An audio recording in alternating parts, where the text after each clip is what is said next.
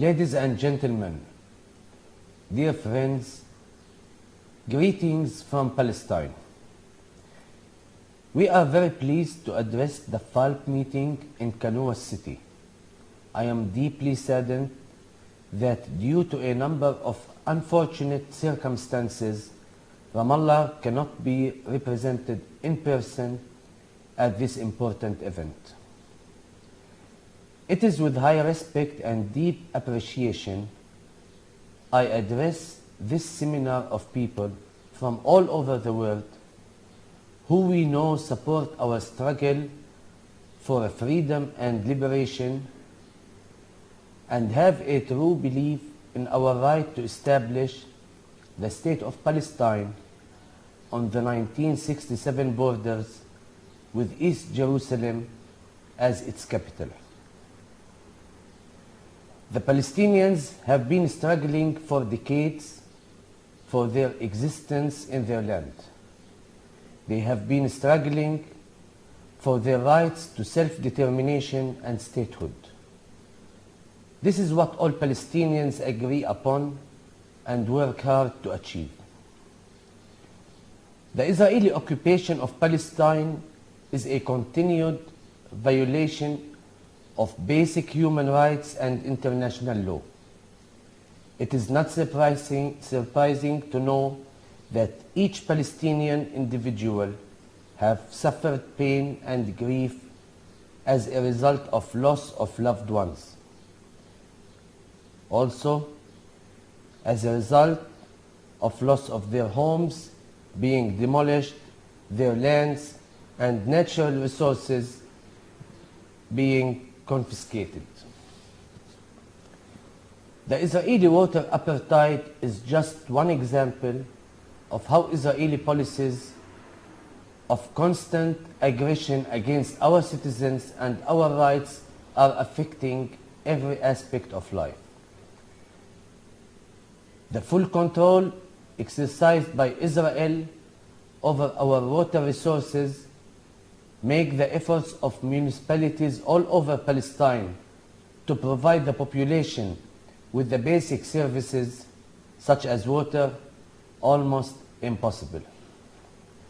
We are not allowed to dig wells or construct water infrastructure to connect our cities to water resources. Israel has claimed up to 89% of an underground aquifer that is largely located in the West Bank, giving Palestinians only access to the remaining 11%. The 500,000 Jewish settlers consuming approximately 6 times the amount of water used by the 2.6 million Palestinians living in the West Bank. Average Palestinian daily consumption of water is about 70 liters per person, well below the 100 liters recommended by the World Health Organization, the WHO, to cover domestic and public service needs. In contrast, the average Israeli daily per capita consumption is about 4 times the Palestinian average, which is about 300 liters.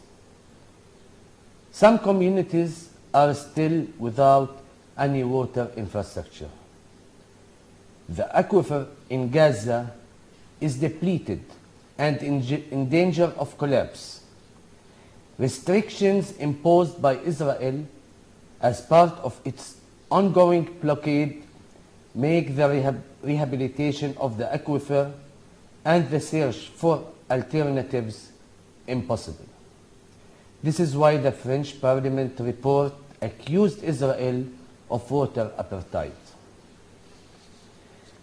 The question is how to stop these and other policies of the Israeli occupation. How can we work effectively together with people all over the world to change this situation? One thing is clear. None of these policies could be implemented without Israeli and multinational companies, and Israel could not continue its policies if it was not allowed to do so with impunity. Israel could not confiscate our water without its national water company, Mikorot, stealing it from us and transferring it to the settlements.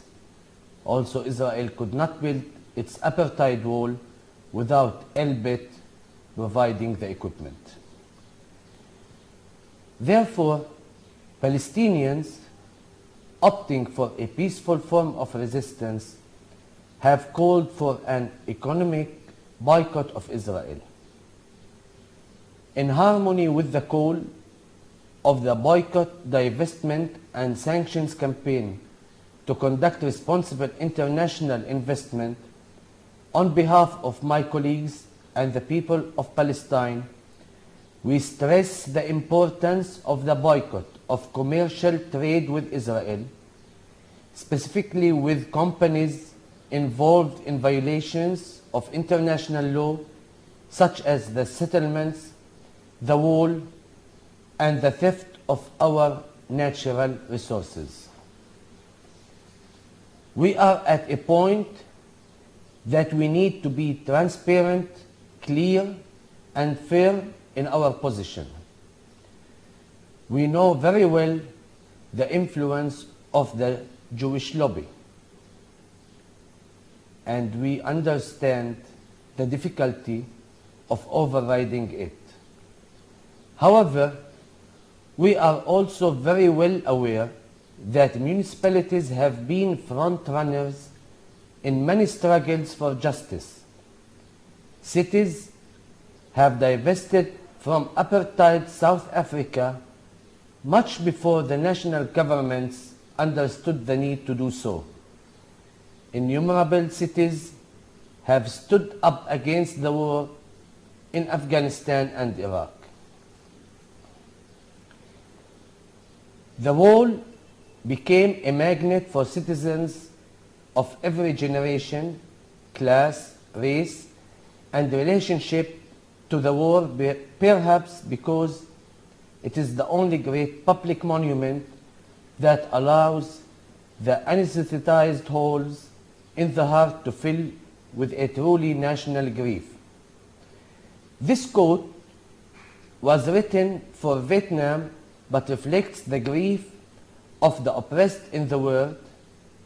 Those words hit a nerve for us Palestinians, because the wall does not only represent an international violation, but an emotionally human issue that should be addressed clearly by the people and the governments of the world. We have therefore been deeply disappointed to see that Rio Grande do Sul has recently signed a military contract with Elbit because it is directly involved in the construction of the wall and increasing the settlement activity in the West Bank, which is the base for the apartheid state we are suffering from. It is a military company, and we have been calling since 2011 for a military embargo on Israel in cooperation with social movements in Brazil to cut ties with the Israeli military industry sector. The profit of this industry, specifically the profits gained from implementing and facilitating Elbit's projects, is ultimately violating Palestinian basic rights and international law. We therefore hope that through our ongoing cooperation with the government of Rio Grande do Sul and the municipalities gathered in this meeting, we can continue to explain our reason and calls and gain more and more allies in our call for efforts to stop international cooperation with companies that destroy our lives and our dream and your commitment of Palestinian statehood. We are particularly thankful to all the organizers and participants of the local authorities encounter held as well here in Canoas during the World Social Forum Free Palestine in November last year. Where we have introduced a responsible investment clause asking cities that stand in solidarity with us to follow their obligations under international law and to avoid contracting companies that are supporting or profiting from the occupation.